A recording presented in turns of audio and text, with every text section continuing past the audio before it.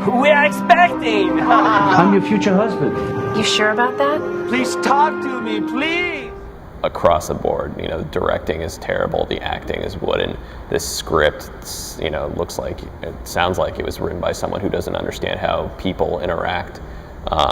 Shots are fuzzy and go on far too long, and yet there's this, you know, this palpable energy to them that is hard to resist. That, you know, even some of the best scripted, directed films don't quite have, and they have been sort of taking the independent cinema world, I don't want to say by storm, because they're not playing like every night, but, you know, you put The Room on a Saturday night once a month and you'll get like 300-400 people at the Music Box here in Chicago. My name is Lior Galil. I'm a freelancer based out of Chicago. I'm also a grad student at Medill, which is Northwestern's journalism program. I freelance for the AV Club Chicago, the Washington City Paper, the Boston Phoenix, the Chicago's New City, and Chicago Reader, as well as Truthland.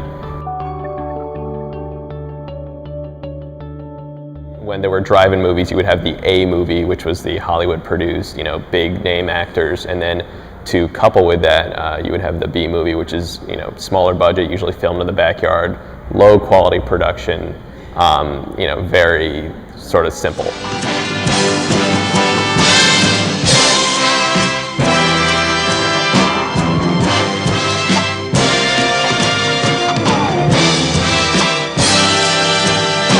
It is very much where people who have great ideas and don't necessarily have the money behind it go to make their films.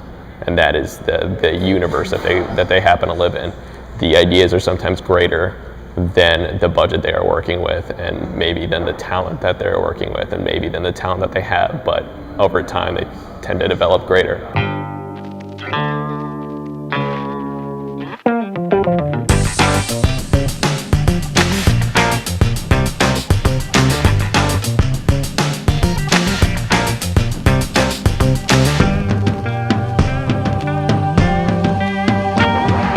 Sort of the prime example that I like to use is Troma Studios, which was, you know, Lloyd Kaufman and Michael Hertz created this shoestring budget movie company, and their pride and joy, what would eventually become their pride and joy, didn't come out until the 80s, which was Toxic Avenger. Hey, who do you think you're pushing? What do you want? Stay away from me! Stay away from me! I'll give you anything!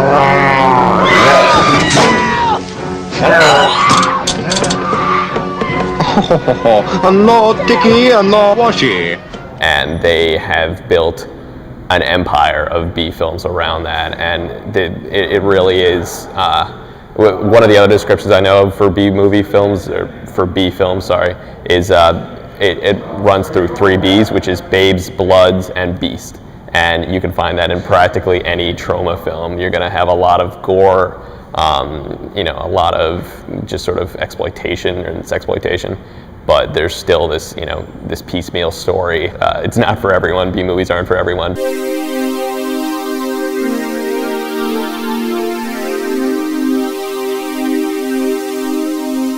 From the 80s on, you have a lot of great individual voices coming out of the B movie scene.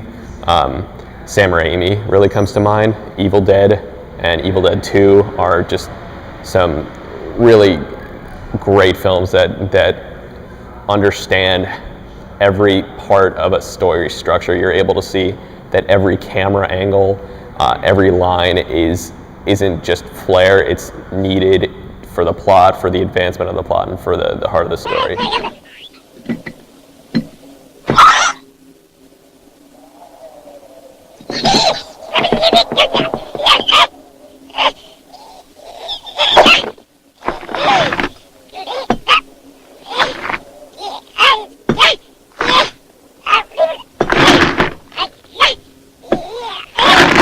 I'm sure Evil Dead has some of the shots just look kind of shaky. The production value is just so low, but you could see Raimi had these great ideas, and he was really able to achieve a lot of it it's not quite a mathematical equation, but there's some sort of chemistry in there that makes all the bad things just come together and be enjoyable and be fun to watch, and you know, you're able to bring something out of it. And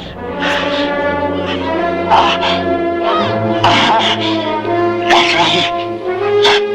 Who's laughing now? And especially with these midnight showings, there's sort of a communal joy that you don't see going to the latest Oscar-winning movie. You'll get something out of it individually, but you won't feel this connection to others around you that you don't know. Complete strangers rose back from you, and that is, you know, it's powerful. You know, film, you're supposed to walk away feeling something, and you certainly feel something with a lot of these films. Shut up!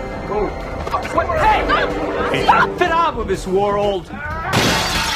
The Room. And as much as I love film, there are, you know, even some of the best movies I can only see once, because I feel like I'm able to replay those scenes time and time again in my head, and whereas I could put on a movie like The Room and just let it go, and I'm able to sit there and watch the entire thing without feeling antsy. And that is a tribute to, even when every part of that movie fails, it still draws you in.